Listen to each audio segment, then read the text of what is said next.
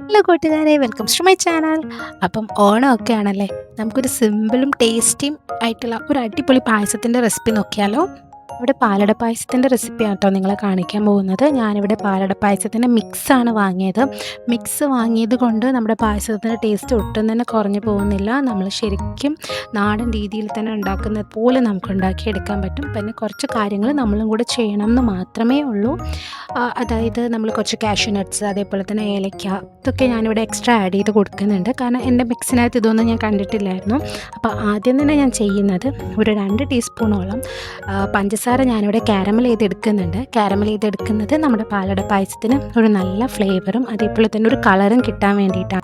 പഞ്ചസാര കാരമൽ ചെയ്യുന്ന സമയത്ത് അതൊരിക്കലും കരിഞ്ഞു പോകാതിരിക്കാൻ വേണ്ടി മാത്രം കൂട്ടുകാരെ ശ്രദ്ധിക്കുക. അതിലേക്ക് ഞാനൊരല്പം പാൽ ആദ്യം ചേർത്ത് കൊടുക്കുന്നുണ്ട്. പാൽ ഒഴിക്കുന്ന സമയത്ത് നല്ല കട്ടയായിട്ട് വരും നമ്മുടെ പഞ്ചസാര. അത് കാര്യമാക്കണ്ട.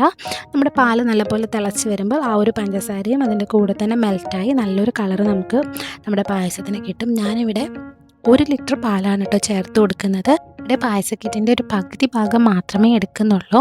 അപ്പോൾ കൂട്ടുകാർ ഒരു കിറ്റ് വാങ്ങിക്കുമ്പോൾ അത് മുഴുവനായിട്ട് എടുക്കുന്നുണ്ടെന്നുണ്ടെങ്കിൽ നിങ്ങൾക്ക് 2 ലിറ്റർ പാൽ ചേർക്കുക. 2 ലിറ്റർ പാലിൻ്റെ കൂടെ തന്നെ ഞാൻ എക്സ്ട്രാ 1 ലിറ്റർ വെള്ളവും കൂടെ നിങ്ങൾ ആഡ് ചെയ്ത് കൊടുക്കുക. ഇനി നിങ്ങൾക്ക് അത് ഫുള്ള് പാൽ തന്നെ എടുക്കണം എന്നുണ്ടെങ്കിൽ നിങ്ങൾക്ക് അങ്ങനെ ചെയ്ത് കൊടുക്കുക കേട്ടോ.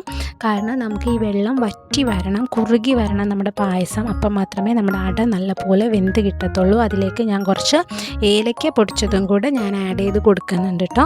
അപ്പോൾ ഇതെല്ലാം കൂടെ ചെയ്തതിന് ശേഷം നല്ല പോലെ നമ്മുടെ പായസം കുറച്ച് സമയമെടുത്ത് സ്ലോ കുക്ക് ചെയ്ത് തന്നെ എടുക്കുക.